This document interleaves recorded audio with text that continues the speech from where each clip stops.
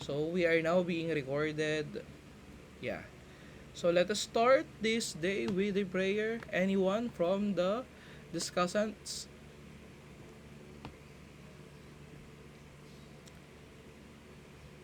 Joyce, Dana, Glyza? Anyone from you? Just a simple prayer will do.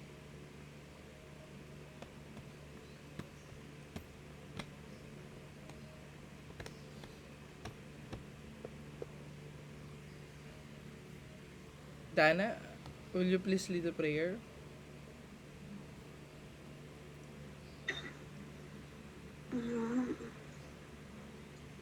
Lord, thank you for today. Thank you for the blessing that you gave us. Please bless us as our discussion or reporting today will be good. That's all po. Thank you. In the name of Jesus. Amen. Ayan. Amen. So before anything else, I'd like to remind everybody that all of your participation will be recorded under recitation. So I have here with me my blue notebook. If the discussants will be asking questions or if Sir Neil will be asking questions, automatically your participation will be recorded under recitation. So if you are really aiming to really get good grades, please be mindful of your participation and recitation. Alright? So with that being said, let us now give the floor to the discussants. You may now start presenting. Okay. So while we are waiting for the discussants to set their presentation, let me remind everybody, especially the discussants, that I want you to just focus on the essential parts of the module or the lesson. Alright? We only have like 1 hour or at least 1.5 hours for the discussion. Do you have class after this? What time is your next class? Anybody?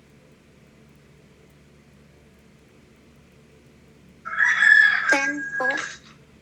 10 pa naman. Sige, sige. So, it's Ay, fine. read ba? Okay, so it's fine if Ay, we... 10. Okay, it's fine if we're gonna extend our time at least 1.5 hours. Okay, so who's gonna present your slide deck? Parang matagal. Joyce po. Joyce. Ayan. So, Joyce is now starting to present.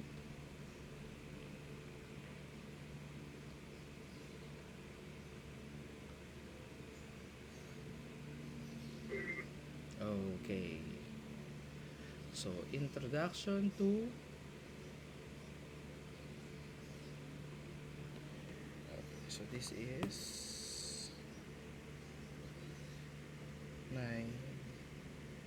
24, 2024, BE1.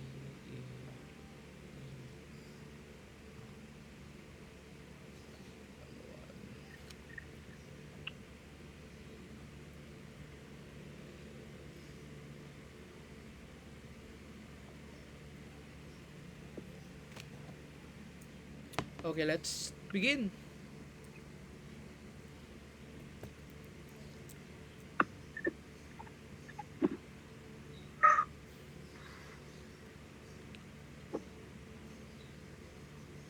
Good morning, sir. Good morning, classmates. I am Dana.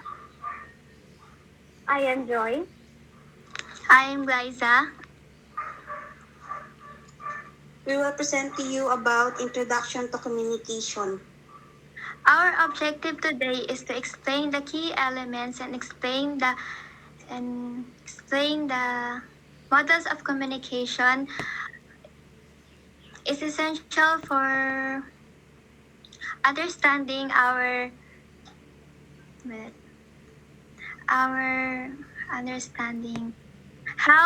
understanding how information is exchanged effectively. We will tackle about what is communication, types of communication, elements, model of communication, and lastly, the function of communication. Mm-hmm.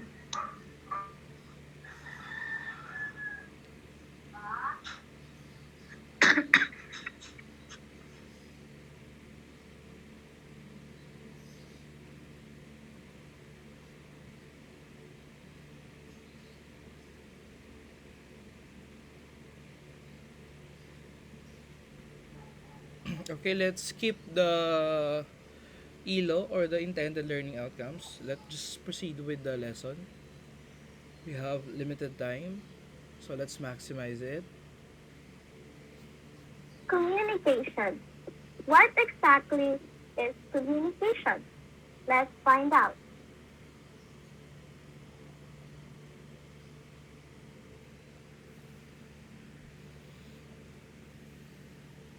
Communication is a complex process involving reading, writing, speaking, and listening. Why is it a complex process? Because many elements are involved, like sender, message, channel, receiver, noise, and feedback.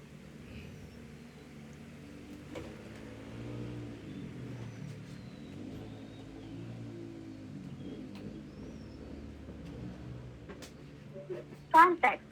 This refers to the setting in which communication takes place. The context helps establish meaning and can influence what is said and how it is said. Revita, 2005. Number 1. Physical context. Communication setting. Example, lighting. In dim cinemas, people use gestures to communicate. Temperature. In hot classrooms, students use gestures to avoid more heat. Noise level. In noisy clubs, shouting is needed is needed to talk is needed to talk.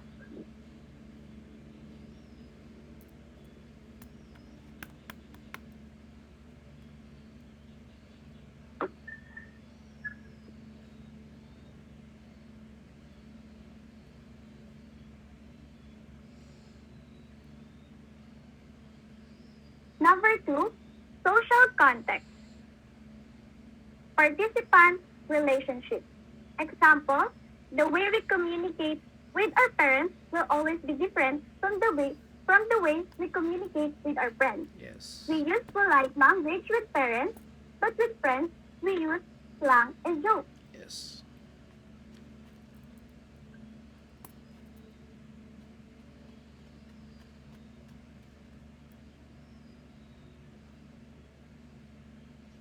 Number 3, historical context. Previous interaction. Example, an individual does an annual sales presentation for a particular client service. Over time, evolves certain expectations about what will happen and how things will go. Uh, During an annual presentation, seller and client develop expectations from about format and topic based on past experiences. Number 4, psychological context, emotional state. Example, the psychology of the student will be the different in the morning of the first day of class than it will be in the evening. In the morning of the first day of class, a student may feel nervous and excited, while by evening, they may feel tired and relaxed. Number 5, cultural context. Shared beliefs. Example, superstitious beliefs. In the Philippines, people shake off their clothes after visiting a wake to avoid spirits following them home. Pagpag.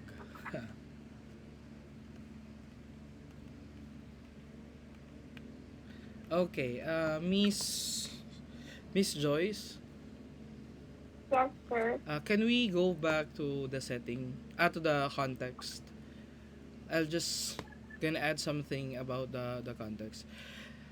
I hope that context is clear to everybody. So Joyce started discussing first the meaning of communication.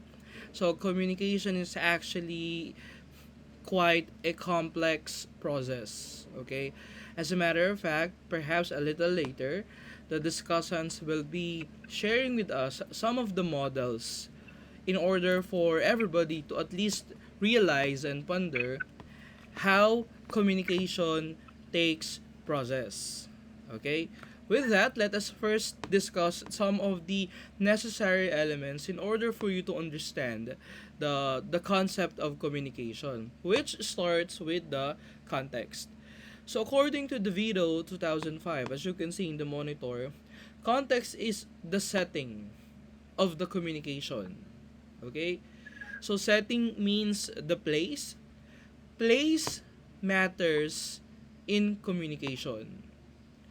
Different setting, different context can actually have different way or means of communication. It has been discussed by Miss Joyce about the different contexts, and I hope that you could now understand and realize that in different contexts, different communication different communications may take place. Just like this one, the physical context refers to where the communication takes place. So the physical context, the examples given are like uh that's why in the teaching learning process, we have the so-called conducive learning. Okay? Just like what we are doing now. Okay? Uh face-to-face learning is different from virtual or online learning. Perhaps everybody will agree that it is more conducive, it is better if we have like face-to-face modality compared with the virtual. There's a different communication between virtual and then face-to-face learning. That is like physical context. Okay? Another one is of course a social context.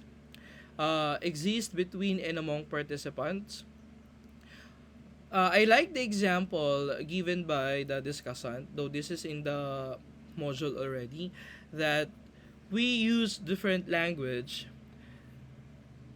to different people.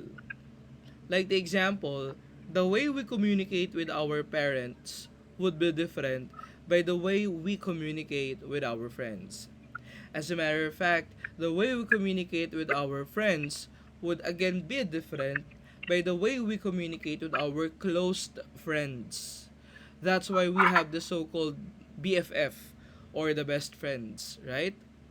We get along with other people, but there is like a special communication or bond between us and our best friend or best friends.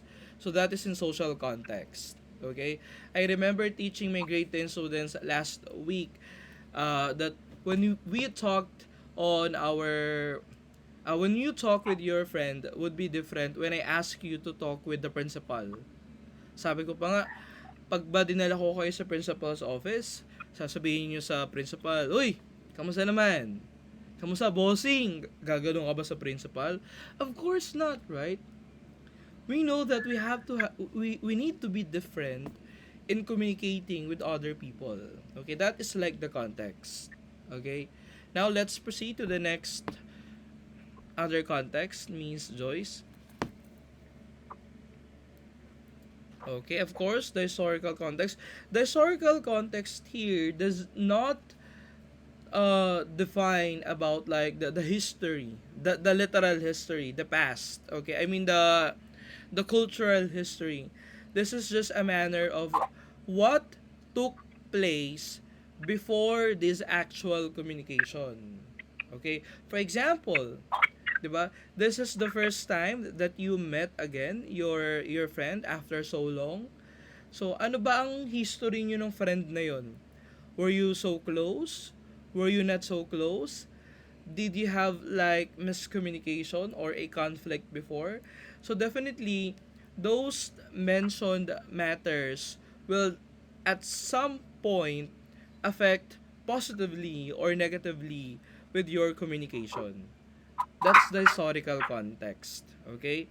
And then the psychological context, again, like what Miss Joyce mentioned earlier, this is about the feelings or the emotions you have in that particular point in time when you have your communication. Definitely, we all know that uh, the way we communicate again with other people would be different, would matter depending on our mood at that time. Okay? Sorry for the term, no? I hope that you will not be offended, especially the ladies. 'Di ba parang sinasabi nila, if the ladies are in period, tama ba? If you are having your period, medyo, ano ba, what is the right term? Medyo you are having a mood swing. Tama ba ako? Mood swing. Oo, you are having a mood swing. So, when you are having a mood swing, medyo okay ka this moment, later on, naiinis ka na, definitely, if someone ask you, medyo nagiging irritable ang mga babae, di ba? So, in that way, again, the communication is being affected. Alright? And then, of course, the cultural context, that the belief, the values, the norms, like the example given by Miss Joyce, yung pagpag, parang feeling ko yung pagpag yun. Tama ba, Joyce? Is that what you're trying to... Okay, the pagpag. Okay, that's like one of our superstitious belief. Okay? But also, in the context, parang... Uh, Japan ba yun? I'm not so sure if it's Japan. Like in Japan, in the Philippines, in America, giving tips or tipping is common. Tama ba ako? Parang, well, kaya nga tayo sa mga restaurant, meron silang tinatawag na service charge. Alright? On the other hand, there are some countries or, some regions that giving tip shows disrespect deed or act for them. Okay? So I'm not really sure if it's Japan. Alright? So the idea is that you really have to know the culture of the people or the community you are dealing with if you really want to have a good communication with them. Kasi we have different backgrounds, we have different cultures. Something that is good in your environment, in your family, may not be good in someone else's family. Kaya nga parang ang sinasabi nila, at the end of the day, we just have to respect one another. Okay? One good example of the cultural context might be our uh, anong tawag doon? Our religion. Okay? Sabi nga nila, 'di ba, if you're a Christian, if you're a Muslim, we have different beliefs, we have different culture, but at the end of the day, para lang maging maayos ang communication, we just have to meet between the line. Okay? And that is through respecting. Okay? So that's again another context. Different culture could have different context, different communication. Okay, let's continue.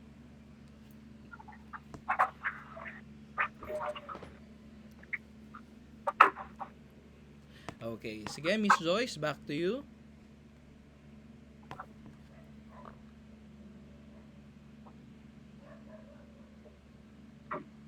Types of communication according to mood. Number one, verbal communication, word exchange. Example, face-to-face communication. While the teacher is teaching, the student suddenly asks questions. Number two, nonverbal communication, body language. Example, the sound of the voice. Before the party, they surprised the birthday girl, causing her to gasp and her eyes to widen.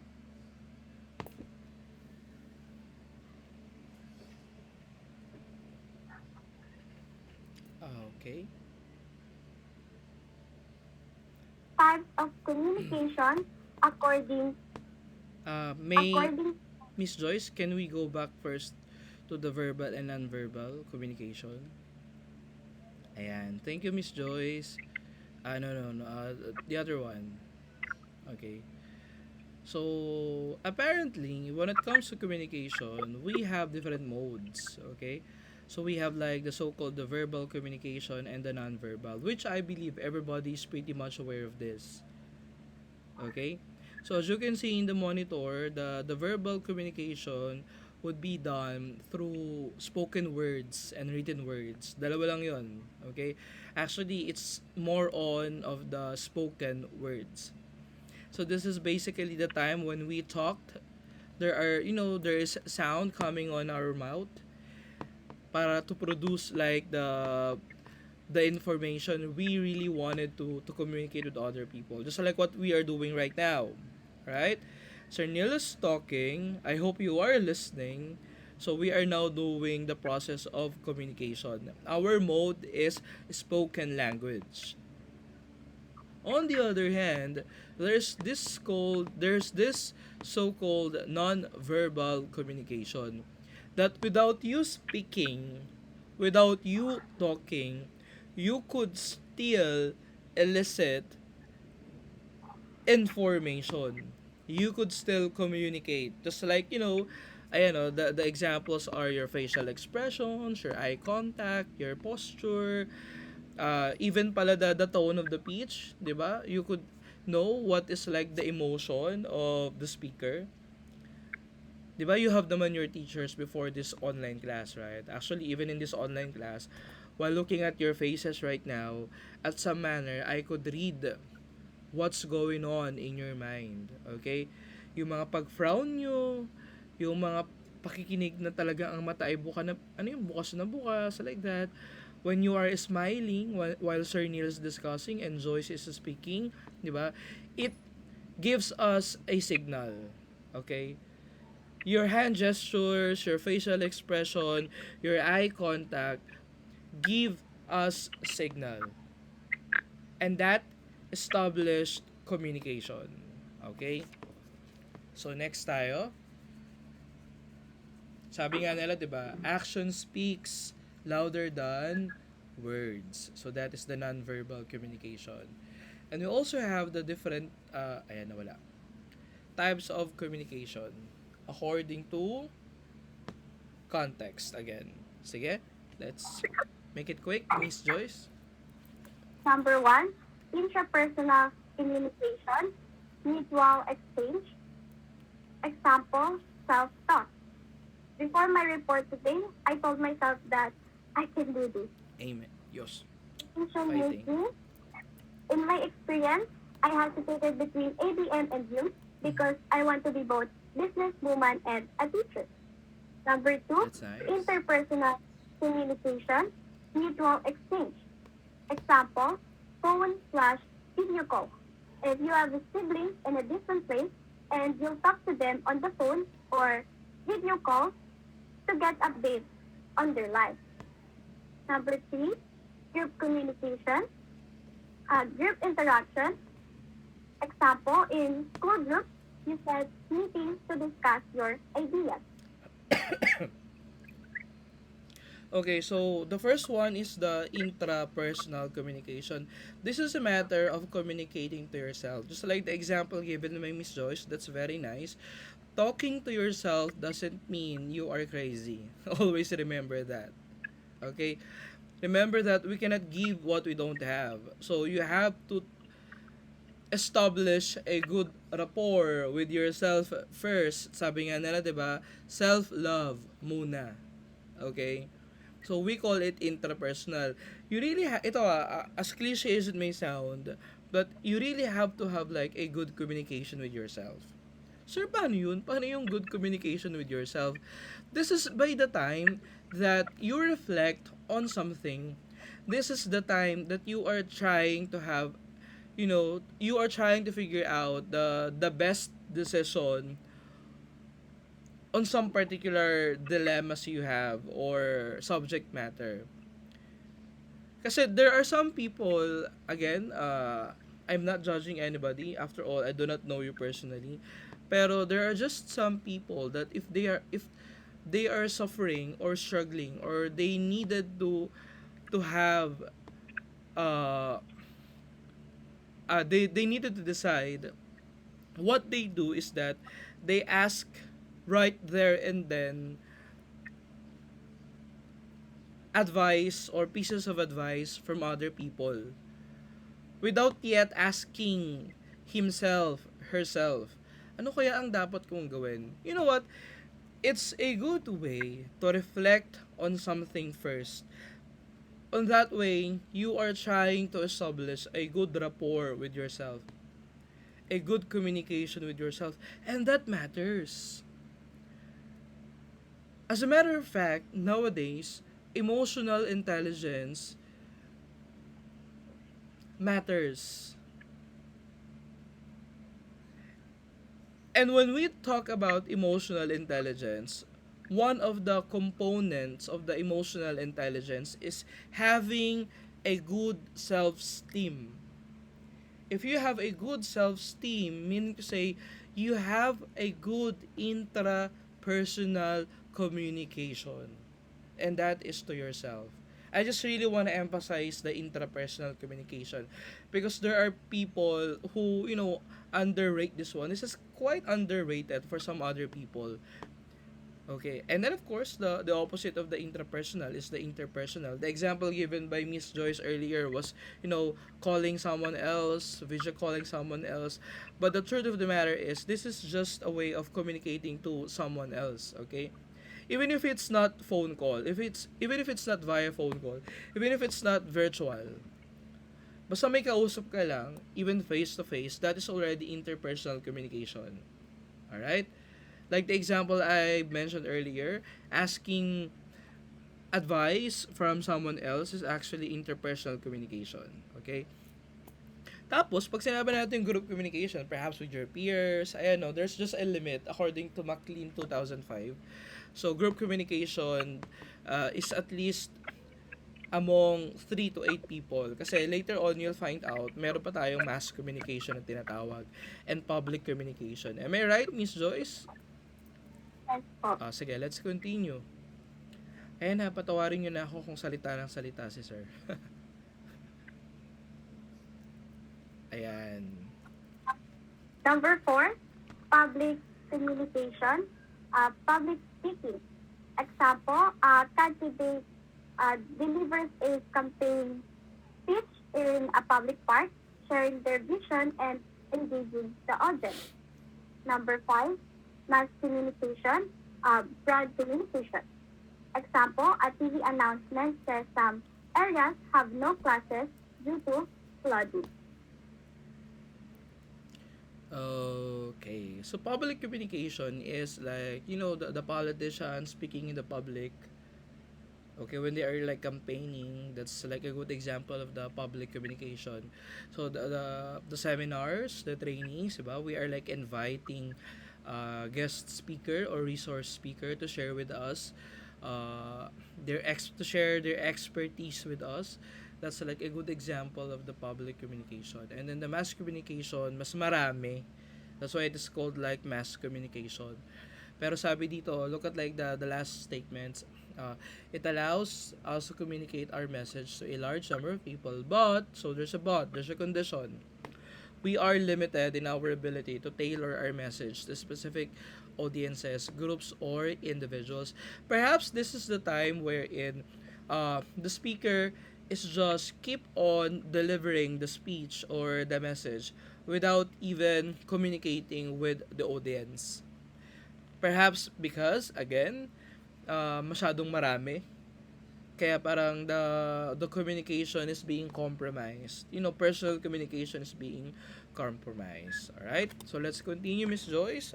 Another type of communication depending on the context. So, we have here the purpose and the style. I want you to take note of the different types of communication according to kanina according to mode, according to type. This time we have like according to purpose and style. Okay? Kasi lalabas yun sa quiz. So now let's move on to the types of communication according to your purpose and style. Again, let me just remind everybody. Like the first one was the type of communication according to mode, the verbal and non-verbal mode. Ibig sabihin, paano lalabas ang information? Paano kayo magko-communicate? Verbal, non-verbal. Spoken or written. Okay? Hindi nabanggit yung kanina pero kasama yon. Okay? And then another type of communication is according to context. Yun yung interpersonal, interpersonal, public communication, mass communication, and then group communication. Okay? That is the context. And then, here we have the types of communication according to purpose and style. We only have like two Sorry, Miss Joyce. Ayan, naano na ako, nadala na ako. Sige, Miss Joyce.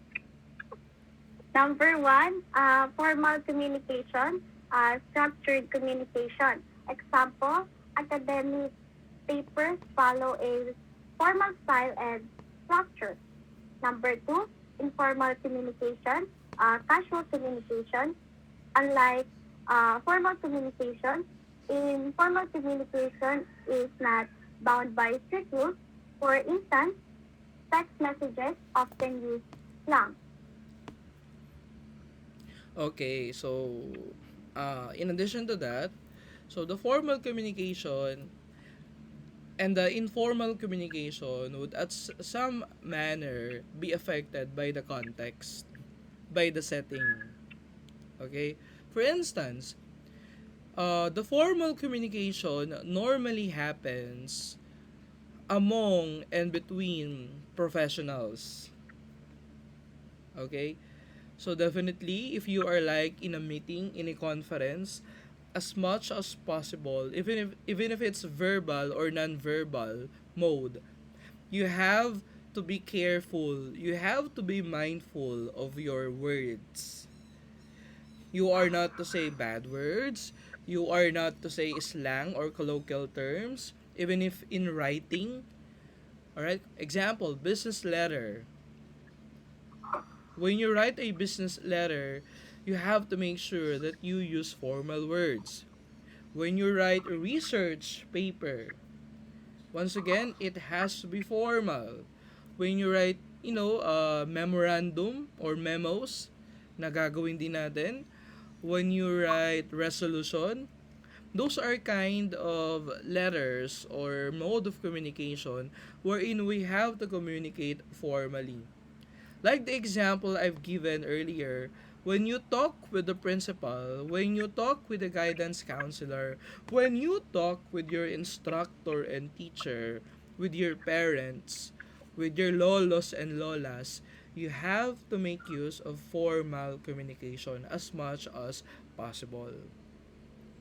On the one hand, the informal communication, like I said earlier, matters also with the mode, with the context. Okay?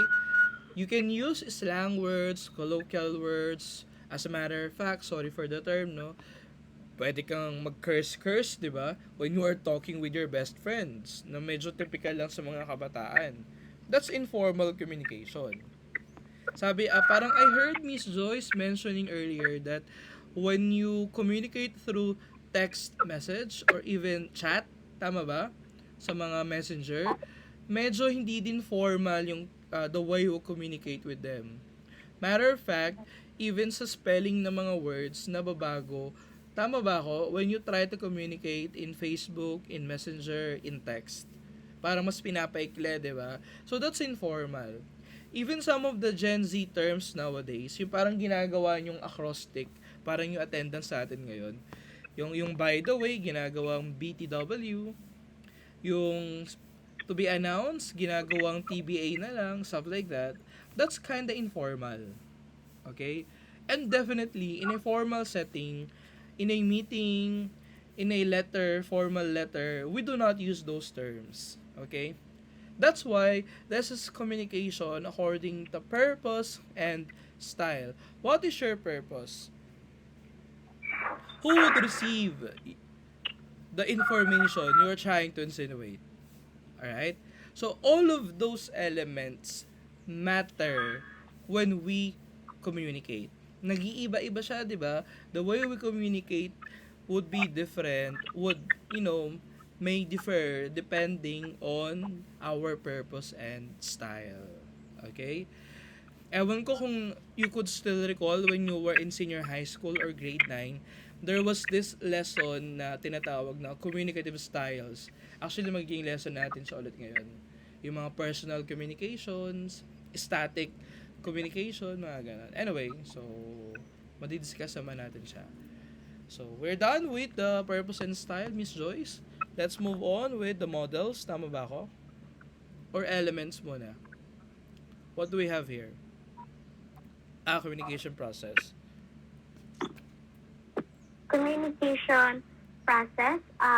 This is where sender, the person that is delivering a message, message information that the sender is relying to the receiver, uh, noise, anything that makes the message hard to understand, channel, the medium, method of delivering message, receiver, the person who gets and understands the message, feedback, the the reply or reaction the receiver gives to the sender, and then the process repeats again, starting with the sender.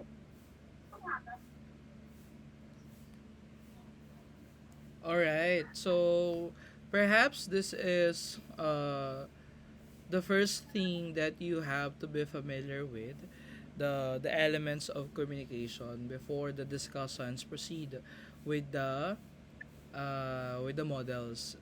Okay, I want you to take a look at this illustration because this is like the basic illustration.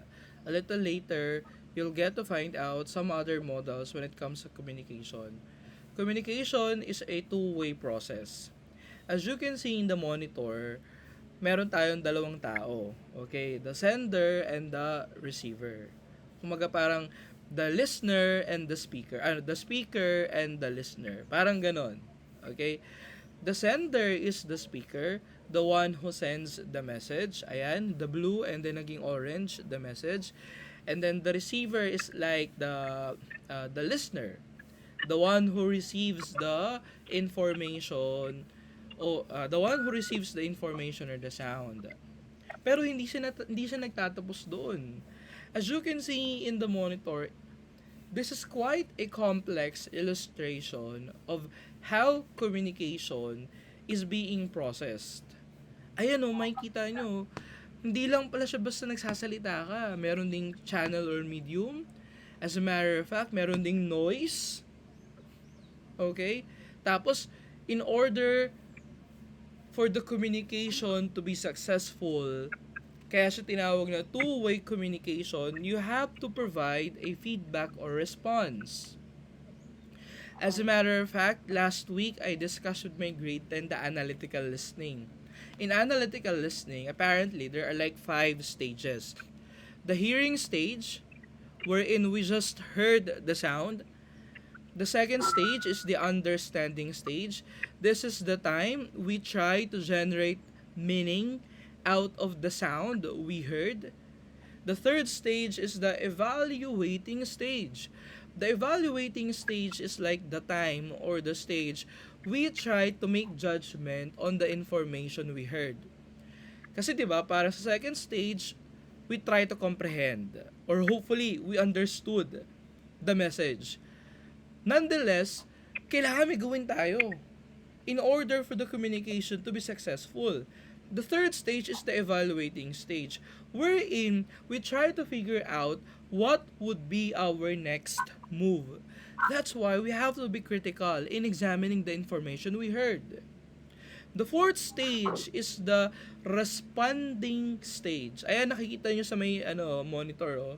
Yung green, sa baba ng green, response. Tapos papunta kay sender, yung feedback. In the responding stage, this is the time that we do the verbal or the non-verbal communication. Sisimangot ba tayo o mag-i-smile? Non-verbal. Do we say yes or no? Verbal. That is the fourth stage. We respond. We give feedback. Alam niyo ba mga bata, when we talk about responding or giving feedback, wala kasing term na feedbacking ha. I don't want you to use the word feedbacking. There's no such word as feedbacking. We just use to give feedback or giving feedback. Giving feedback or responding is doesn't necessarily mean that there is a sound coming out of your mouth. Yun nga yung verbal. Sabi nga natin kanina, 'di ba? Non-verbal actually action speaks louder than word. That is non-verbal. Yung pagsimangot nyo lang ngayon, yung grabe yung pagtutok nyo sa monitor, it, you know, those gestures of yours give me signal. Kasi pag teacher kayo mga bata, meron kayong subject about psychology.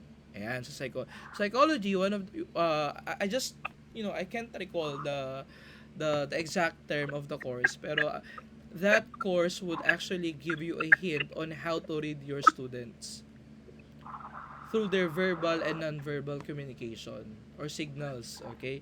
Anyway, nabanggit ko lang. And then lastly, the last stage in analytical listening is remembering. Ha? Bakit may remembering, sir? Remembering is the part of the analytical listening wherein you try to recall the information you heard. Not only during that time that you have to reply or respond, but also in the manner of trying to recall it after a long period of time. Okay? So, ibig sabihin, in order to process or to complete the stages of analytical listening, which is at some manner the same with communication process, you have to remember. You have to recall. Just like what we are doing now. Sir Neil and Joyce are keep on talking and talking, discussing the lesson. But if you cannot understand or if you cannot recall even the slightest information, then meaning to say, the process of communication is not successful.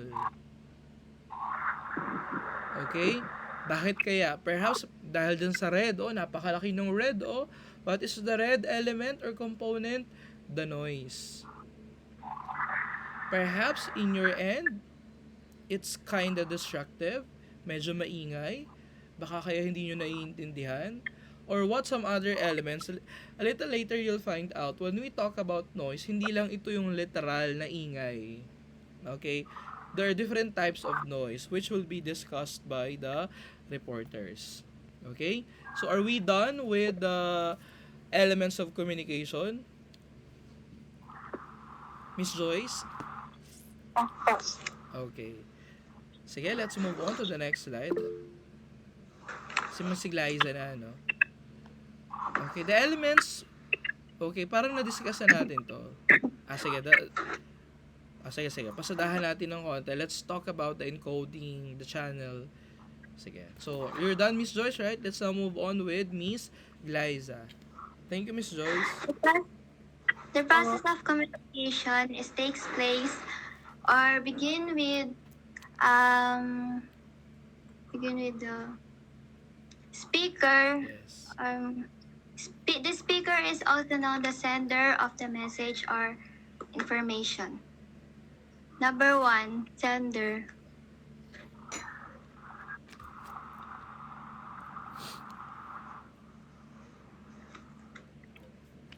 Sender is the one who initiates the communication process and has the full authority to explain the meaning of the information created. Sender is the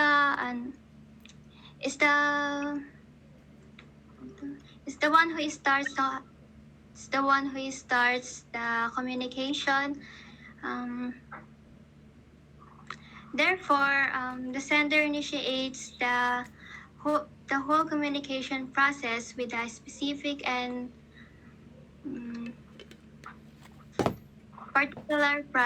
particular purpose. Number 2, encoding is the process of turning thoughts into communication. Converting messages into actions or words or other informations, wherein the speaker and sorry po sir, tinatry ko lang kung mag-English talaga. No, it's okay. I appreciate that you are trying your best to speak the language, which I really like. Okay, it doesn't necessarily need to be like the perfect English. Okay. Anyway, let me help you with the encoding. Encoding is like the verbal and the non-verbal. Okay. Parang sender, you are the sender, you are the speaker, and then you are like having some thoughts in your mind. So you're processing the information in your head. So parang you are trying to figure out what would be the message I need to convey to start communication? Mag-verbal ba ako? Mag-spoken language ba ako? Or written language ba ako? Or I would do the non-verbal? Mag-frown ba ako? Kikindat ba ako sa crush ko? Yung mga ganon. Ba diba?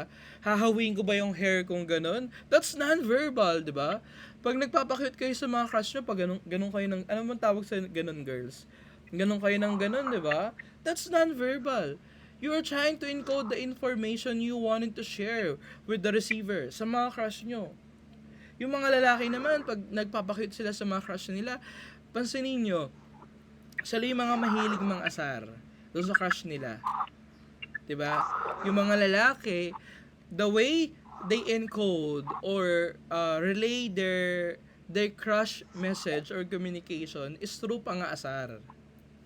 Sa mga may boyfriend na dito, 'di ba?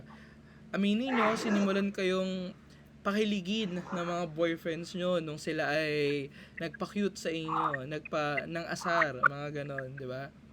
That's communication. Okay?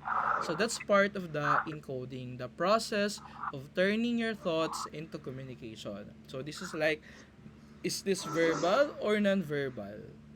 Okay? Doon siya papasok. And then, Miss Eliza, the third one is the message. Yes? Message is the most important part of the communication process. Without this element, no communication takes place. It is encoded and decoded information. The information, thoughts, and ideas by sender or speaker is is conveyed by words or actions or inactions. Moreover, the idea or feeling is um, the idea and feelings which we want to convey. Yes, the message is like the content of your is like the content of the communication. Okay? This is literally the information you wanted to convey in your communication process. The message, okay? And then the channel, Miss Eliza. Channel is the medium or method through which a message is sent to its intended receiver. In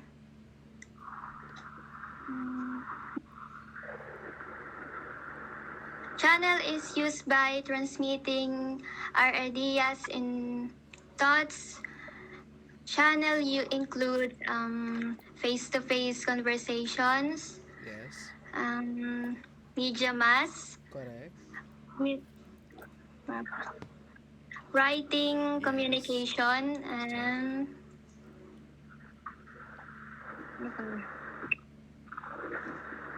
and so on. Yes, the channel is like the medium of communication. Like the example given by Miss Eliza earlier, of course, the most typical way of channeling the information or the message is through talking, through speaking with them, one-on-one conversation. And we do that face to face. But on the other hand, just like what we are doing now, there are different technological advance way of communication, and that is like this one, the video conferencing application or the website, the Google Meet, ba?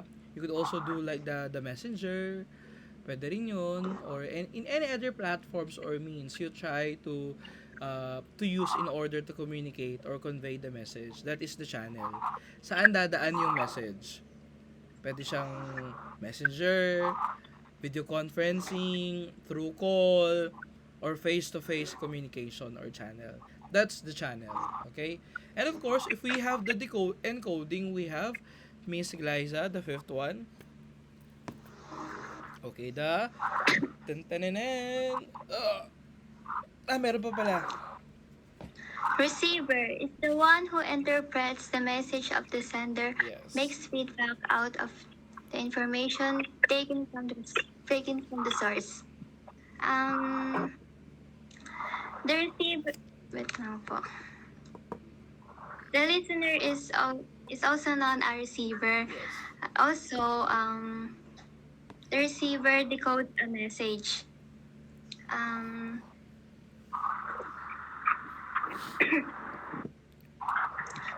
the receiver must have a good listening and comprehension skills. Is required po na na kailangan po natin mag-focus sa focus po ta, we need to focus in what is on conveyed and eliminate all, eliminate all the distractions or noises. Okay, so that's nice, no, Miss Eliza. So when we talk about decoding, lagi yung magkasama, the encoding is for the sender, the decoding is for the receiver. So like the example I've given earlier, the model of the analytical listening. So the decoding is like the time when we evaluate and try to when we evaluate the message we heard, the information we heard. Okay, we are trying to understand the information that we heard. Okay, or that the sender tries to convey with us. Okay, and then of course, after decoding it, after understanding and evaluating the information we heard or we've seen, pwede rin naman non-verbal, we do number 7. And number 7, Miss Eliza, is Decoding, ay, number 7. number 6 po, sir. Tapos na ata tayo sa decoding. Number 7 na, Miss Eliza. Feedback. Po, decoding po. No, number 7 na tayo. Feedback. Sir, sir, hindi pa po tapos yung decoding. Ah, hindi pa ba tapos? O, sige na nga. Sige, ilaban mo yan. Decoding is the process of interpretation and translation of coded information okay, in a comprehensive form. Ano po, decoding means understanding and interpretation. Mhm. Um, interpretation the encoded message of the sender or the speaker.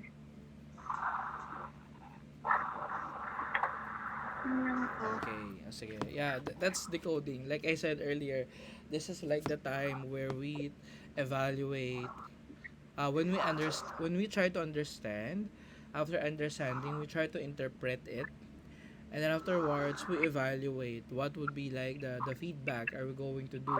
That's why we have number 7 after number 6. So Miss Eliza, the feedback is Feedback is the response that is sent back by the receiver to the sender. Ito po yung kung ano po yung nag-respond po siya, tas yung reaction niya po.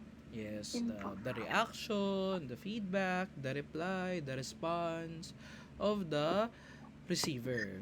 And then finally, merong in between. There is this element which can definitely affect the communication. And that, Miss Eliza, is Noise is anything that interferes with interferes. communication. Noise is anything that messes up communication. Um, there are three types of communication of noise. Three types of noise.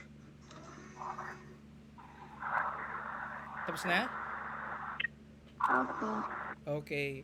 So the noise is apparently the element that tries to interferes or put negative effect in the process of the communication. This is like a destructive element that could affect the communication. And apparently, we have like 3 types of noise. Miss Eliza, ikaw pa rin ba yun? Let's have the next slide. Three types of noise. Three types of noise. One, external noise is the sight, sound, and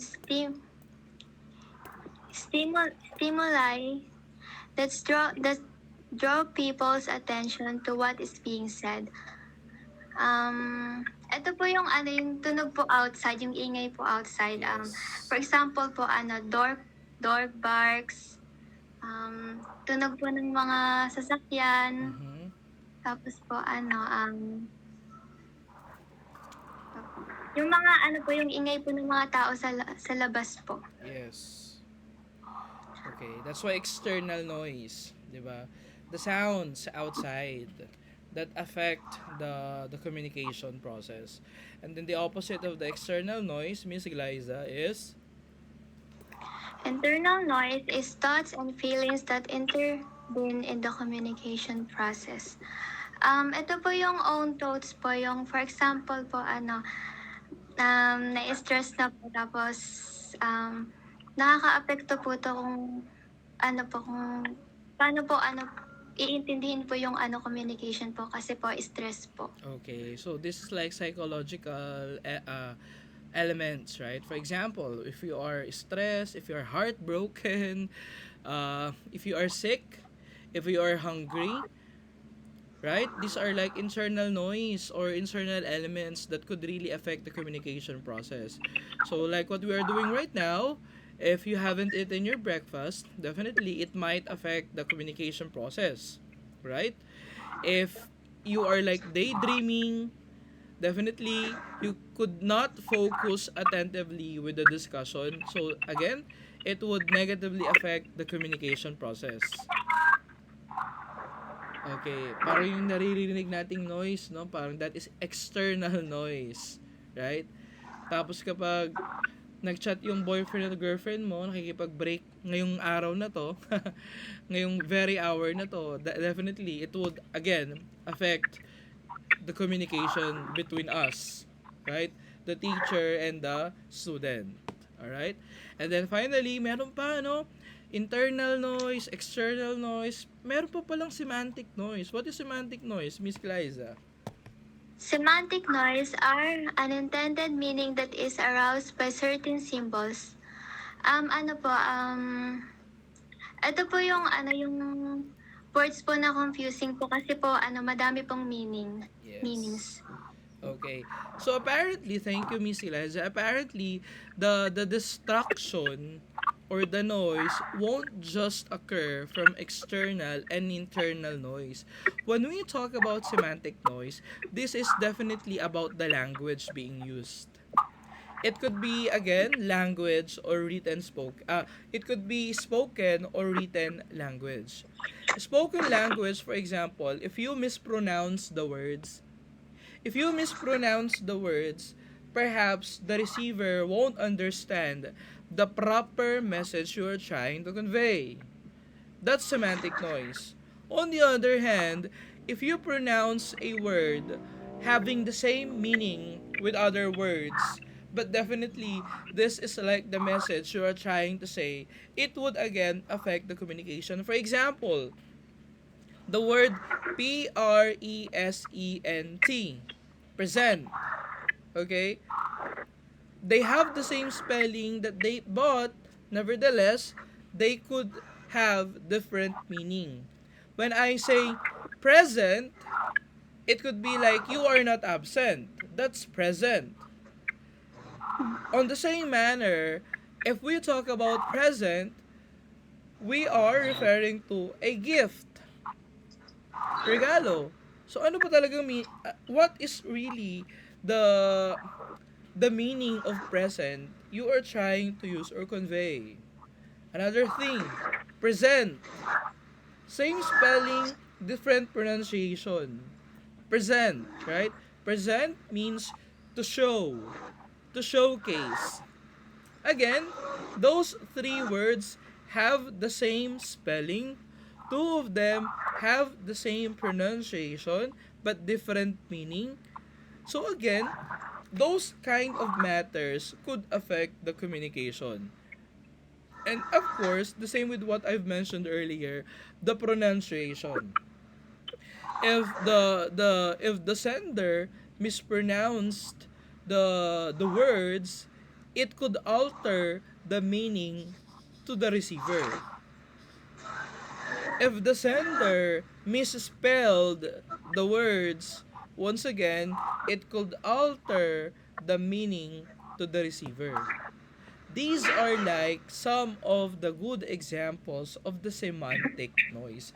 Why semantic noise? Because they could alter, or they are like a destructive element that could alter again the communication between the sender and the receiver.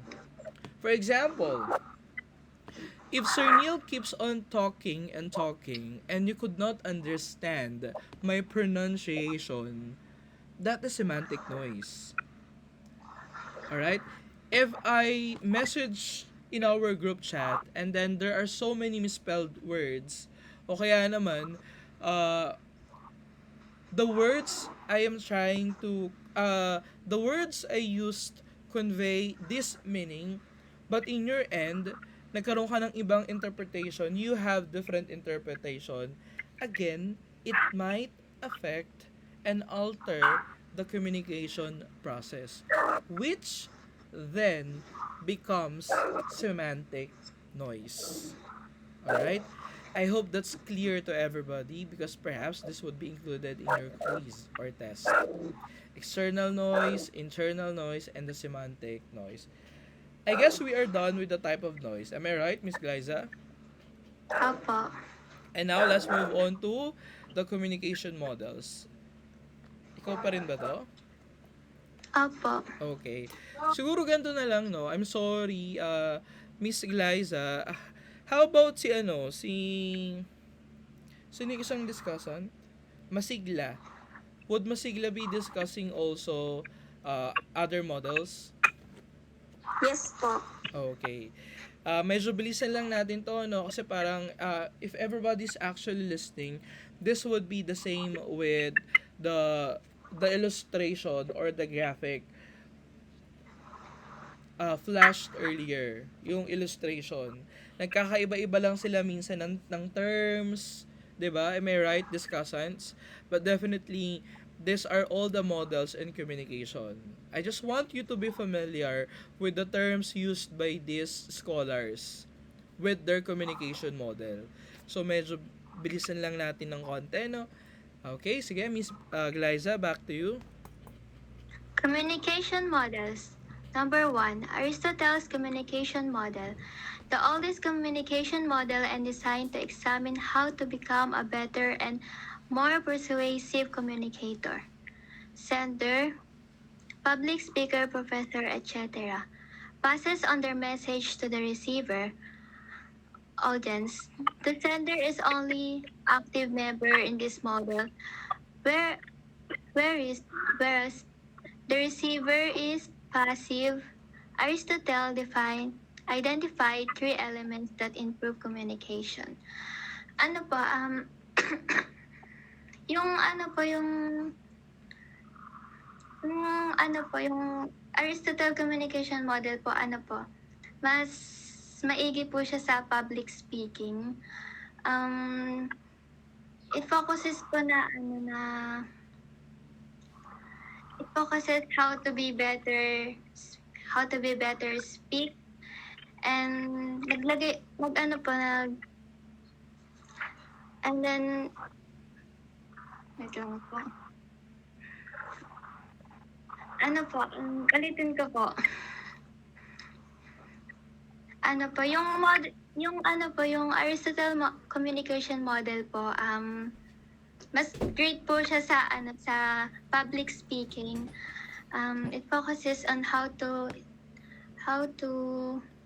be a better speaker by using three things po. Like ethos, Ethos. identifies the credibility of the speaker. Speaker gains credibility, authority, and power by being an expert in the field of their choice. Refers to the ability or trustworthy of the speaker to which help persuade an audience. Can we look at the model, Miss Glyza? Do you have like the model?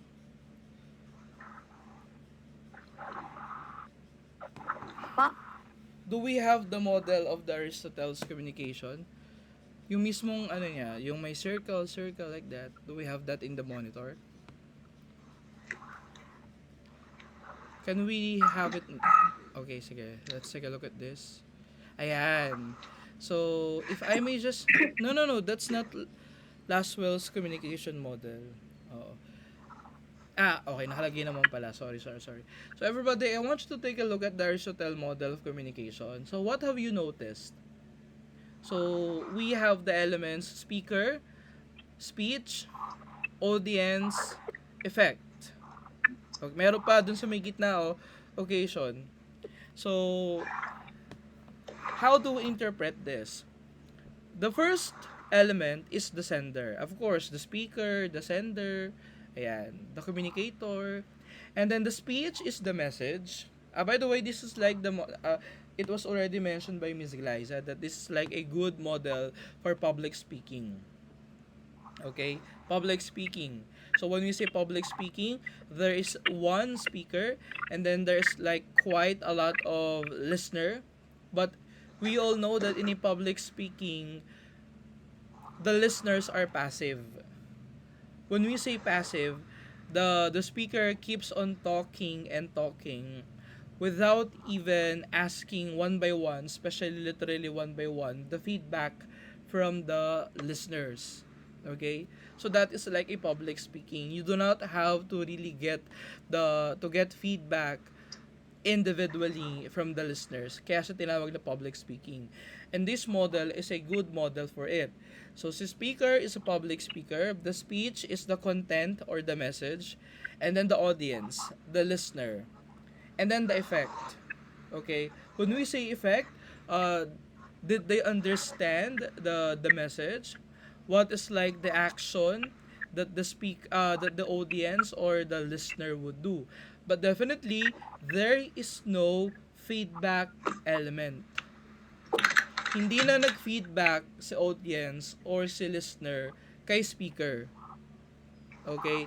Ito yung model ni Aristotle. That's why it's for public speaking. Okay? Another model, sige, let's move on with Laswell's communication model.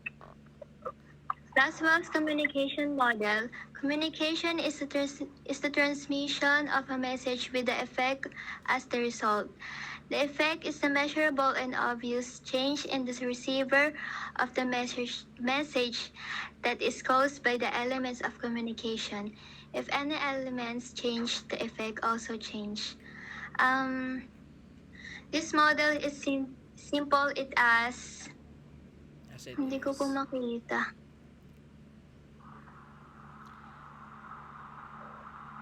Um, Hindi ko po makita. Okay, sige, let me help you, no?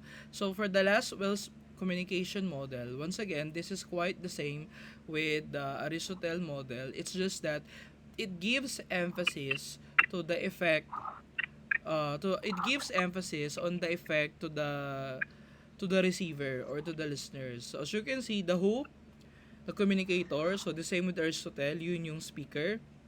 And then the says what, that is the message. Again, the same with Aristotle, that is the speech. Alright? And then the third element is the in which channel, medium naman to, which was not evident in Aristotle's model. Okay? The medium is like the example we talked about earlier in the first model. Saan lalabas si message? What would be the medium you're gonna use?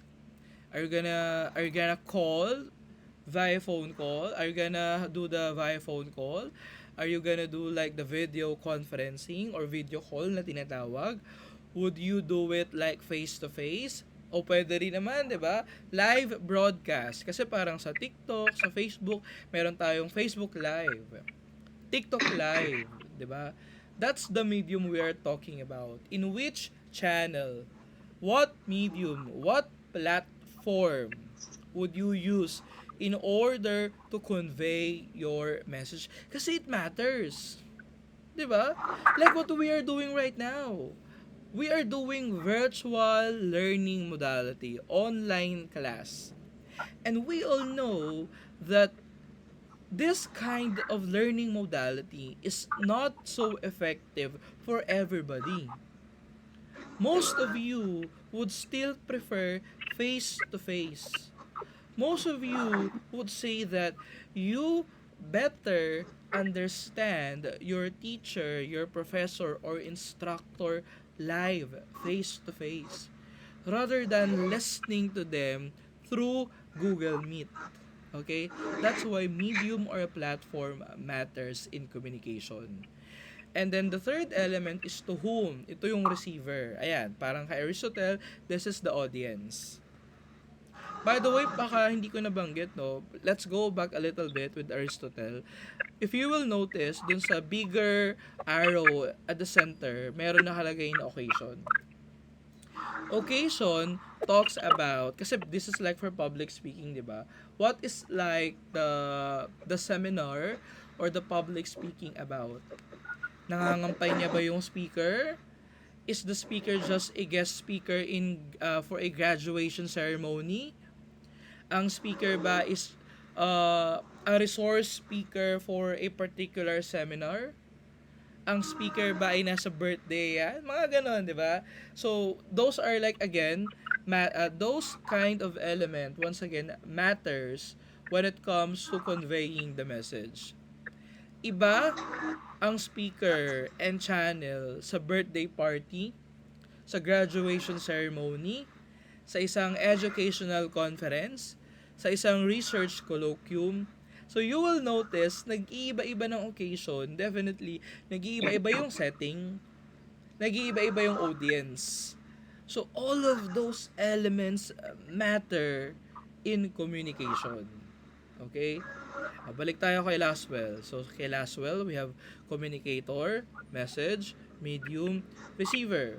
Who would be the receiver, again, of the message? The target audience. And then lastly, the effect. Okay? What would be, again, the effect of the message you convey to your listener or to your receiver? So at some manner, Aristotle's and Laswell's model are quite the same. Now let's go on to another model, Miss Glyza. Miss Joyce?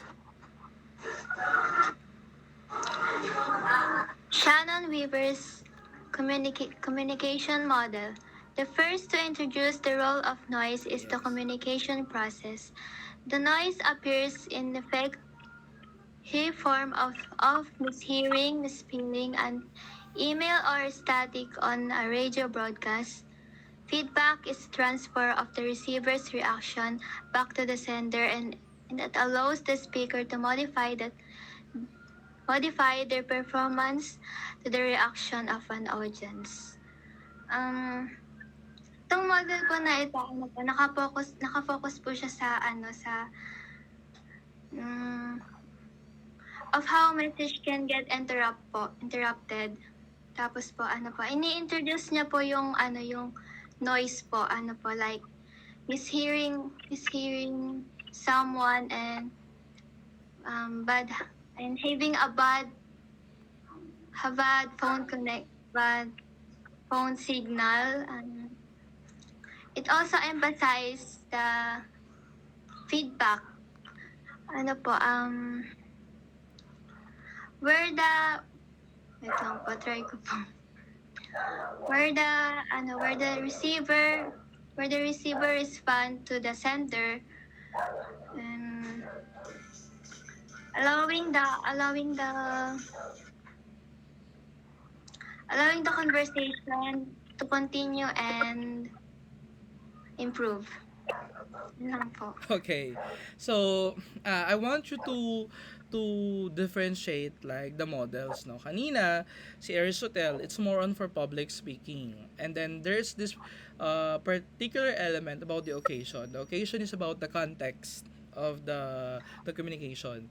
And then the second model is the Laswell's model, which is at some manner the same with Aristotle's model. Okay? but it emphasizes the effect to the audience or to the receiver. Whereas Shannon and Weaver's communication model, according to Ms. Glyza and to your module, is the first ever communication model which introduces the noise. Okay? So, ibig sabihin, they take consideration of some destructive element that definitely affects the communication process. Once again, let's put it in our context. Kapag maingay sa background ni Sir Neil, maingay sa background ng speaker, maingay sa background ng receiver, those kind of elements or what we call noise could alter the quality of the communication process. And again, what have you noticed with this model? Look at the arrow. The last arrow after the receiver. It points back to the sender, which was not present in Aristotle's and Laswell's communication model. Because feedback, responding, replying, once again, matters in communication. We wouldn't know if the communication is successful if we are not able to receive the feedback or the reply, the reaction with our receiver. 'Di ba kayo? Pag sinabihan, balik tayo sa mga babae. Pasensya na no kasi medyo maraming girls dito. 'Di ba pag nag-I love you kayo sa mga mahal nyo, sa mga boyfriend nyo, tapos hindi siya nag-reply ng I love you too, away na 'yan, 'di ba? Matinding away na 'yan. So, napaka-importante ng feedback. Same is true with us teachers. If we keep on discussing the lesson and we wouldn't receive any reaction or feedback from our students, definitely it would frustrate us. Nahihirapan lang ako ngayon kasi we are in what do you call this? Online class. Pero when we get to face-to-face class, you would understand, Sir Neil. I just, you know, hindi naman hate, no? I don't like to use the term hate, but I'm getting frustrated if I don't get the feedback I wanted to have from my students. Nakaka-stress yun. Turo ka ng turo, tapos ang mga mukha nyo parang wala lang.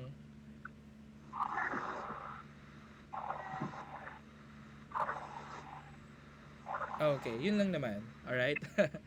So now, let's have the second one. The fourth one. Again ha, the noise and the feedback matter with Shannon and Weaver's model. So we have Aristotle, Laswell, Shannon, and Weaver. Another model would be si Jessica Avon. Paki-update na po ang COR. Joke lang. The fourth model of communication po is Berlow's model of communication. According to him, effective communication occurs when the sender and its receiver are on the same page, whether it's a casual conversation or formal conversation. The model explains communication in 4 steps: the source, the message, the channel, and the receiver. Number 1, the source. The source is the sender that puts their thoughts into words and transfer the message to the receiver. In other words, it is the speaker. Kung sino po yung nagsasalita, the one who initiate the conversation. Iba na pala nagsasalita. Sige, go Yes masigla. po. Then, meron po tayong under ng source po. Number 1 is communication skills. Marami-rami yan, no? The source needs to have a good communication skills. Speakers should know how to communicate effectively to the audience. They should know when to pause, what to repeat, how to pronounce a word, or etc. Because sometimes some words or sentences gives a different meaning depending to the meaning of the sender. Next po is, next slide po. Yan. Attitude. The source needs the right attitude. Sometimes words or sentences, what katulad po na sinabi ko kanina, sometimes po words or sentences gives a different meaning depends po sa attitude ng sender. For example po, when someone is sample po, yung teacher po is reporting something to its student in a stern manner. So the student perceive it as the teacher is mad po. Next po. Next po. Knowledge.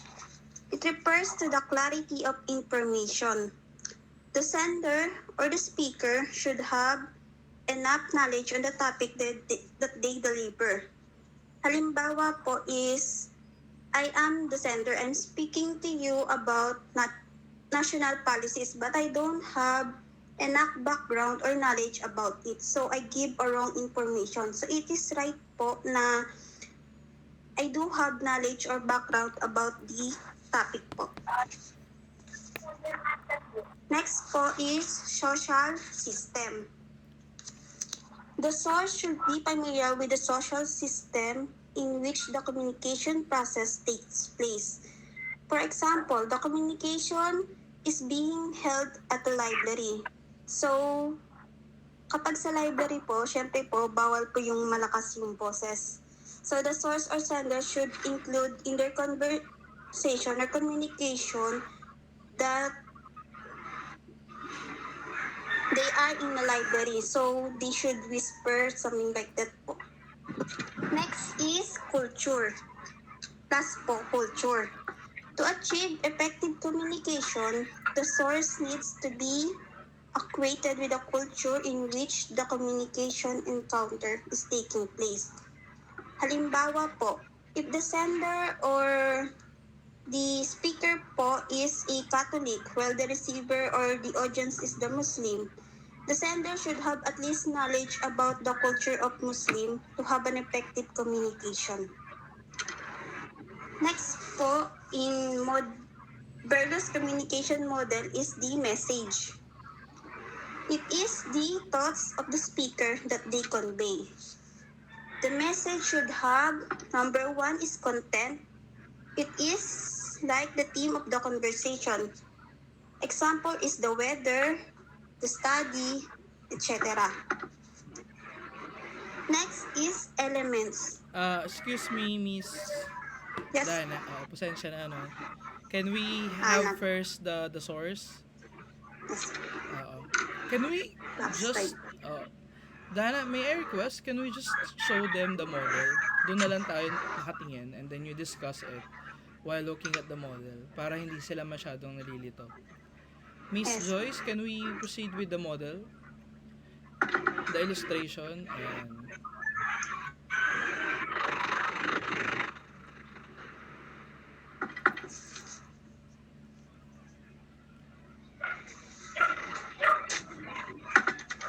Sige, while we are waiting for Joyce, you will notice that Berlo's SMCR model of communication is now quite complex.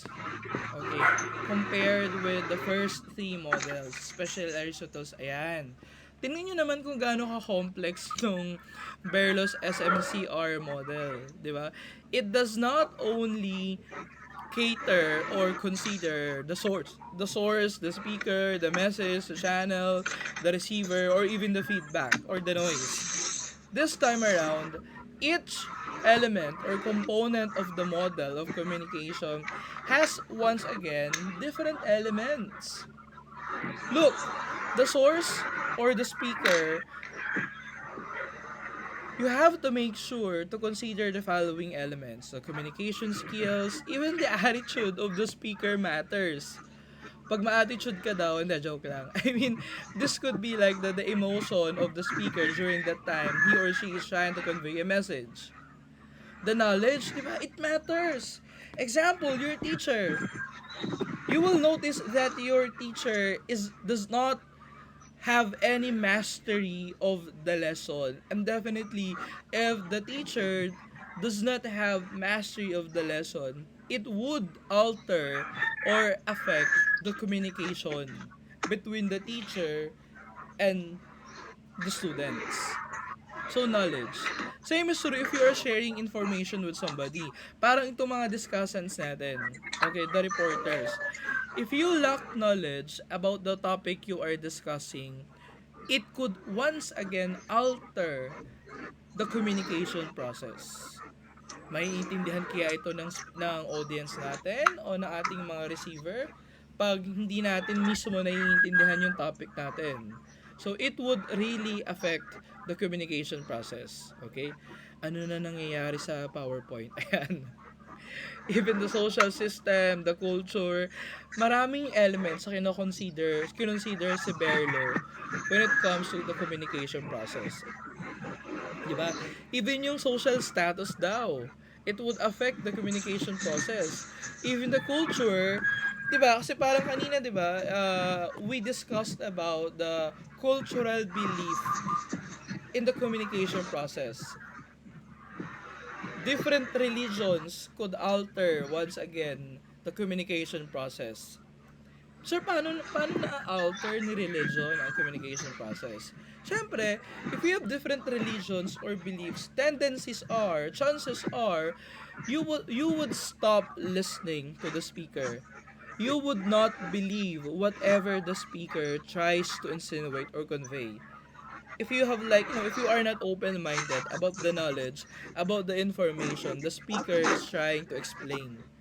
So once again, it could alter the communication process. Nasa speaker pa lang tayo ha. Nasa speaker pa lang tayo. Now, let's proceed. Medyo bilisan natin, no, Miss Dana. Let's focus on the message. Message naman tayo. Paano ba yung mga elements na yan? The message include po yung content katulad ng sinabi ko kanina. It is the theme or the topic of the conversation.